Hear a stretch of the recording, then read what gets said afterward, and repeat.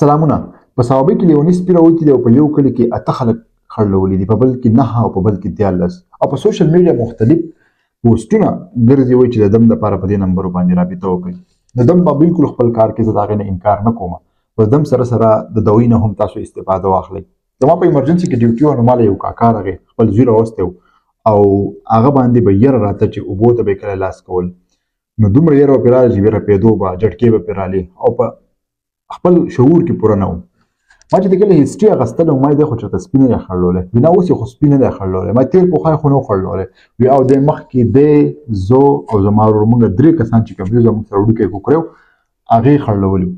نو ما هغه ورور دې بیا څه شو، هغه سپی څه شو، نو هغه سپی خو موږ مړ کړو ووژلو او ورور چې کوم و هغه بیا داسې 2-3 میاشتې پس په خپل مرګ باندې مړ و. ما ځوان کس په خپل مرګ باندې څنګه مري؟ ما دا به هم دغه سپي د وجې د ریبیز د وجې مړي. وایي نه دا موږ خو ټولو دم کړی وی، ما هم کړی، پلار مې هم کړی، هغه هم کړی. زه ډېر زیات خفه شوم. هغه ته مې هم دا سوال جواب وکړو چې یاره موږ به ستا د پلار سره هم ډېر زیات محنت وکړو خو ستا پلار هم موږ نشو بچ کولی، کم کنډیشن ته چې دی تللی دی او ستا له به علاج وکړو ته به بچ شي، که نه که تا ته هم دا علامات شروع شو ته هم نشي بچ کېدی. او ستا ورور چې کوم و هغه هم د دغه ریبیز د وجې دغه سپي د وجې مړ شوی و. ریبیز دا جراثیم چې کله انسان ته ننوځي دا په قلاره قلاره حرکت کوي، په قلاره قلاره حرکت کوي او چې کله نیوران ته بیا دماغو ته ورسي اول د خپل عمل حرکت شروع کړي نو بیا د دې علاج ممکن نه وي.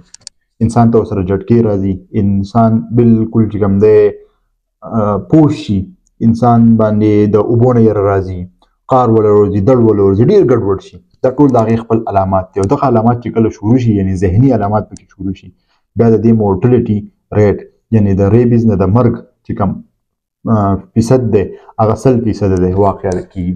لکه چاته چې هم وشي دغه علامات ورته شروع شي بیا نشي بچ کېدی. اوسه پورې دنیا کې تقریبا 15-16 کسان دي بچ شوي دي، تاسو یوټیوب کولی شئ، د دې نه بیا بچ کېدل ډېر ګران دي.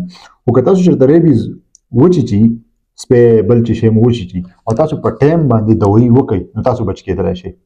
دوایي دا ده چې د ټول نه ښه خبره دا ده چې په 24 غنټو کې دننه تاسو ډاکټر ته یا سرکاري سنټر ته ځان ورسوئ او هلته کې ورته ایمیونوګلوبولین ولګئ، هغه ځای کې ورته ایمیونوګلوبولین چارچاپېره ولګئ او د هغې نه علاوه دې سره سره بیا ورته ویکسین شروع کړي. هغه ویکسین په اولنۍ ورځ ولګئ، بیا په 3مه ورځ، بیا په 8مه ورځ او بیا په 14مه ورځ. انشاءالله تاسو له دې سره بالکل بچ شئ. او که داسې چېرته نه کوئ نو بیا تاسو ته هم دا خطره ده چې دغه جراثیم به ورو حرکت کوي او دا د 2 هفتو نه واخله د 2 کالو پورې امکانات وي چې ستا دماغو ته ورسي او تا باندې دغه ټول علامات او بیا مرګ وشي. بل هغه خلک چې هغه سپي ساتي یا ځناور ساتي پکار ده چې دوی د مخکې نه خپل ویکسینیشن وکړي او خپل د دې ځناورو هم ویکسینیشن وکړي د ریبیز خلاف. او که دوی چېرته دا ویکسینیشن کړی وي نو بیا به دوی ته صرف او صرف 2 ویکسین پکار وي د داسې واقع نه پس، نه به د ایمیونوګلوبولین ضرورت وي، نه به د نورو اوږد علاج ضرورت وي. نو د دې ویډیو په وساطت باندې هم چې د خپل ځان خیال وساتئ، د خپل ګیر چاپېره خلکو خیال وساتئ، دم هم کوئ، دم درود هم کوئ، موږ پرې هم یقین ساتو خو د هغې سره سره د علاج نه انکار مه کوئ. په لوی الله مو سپارم. سلامونه.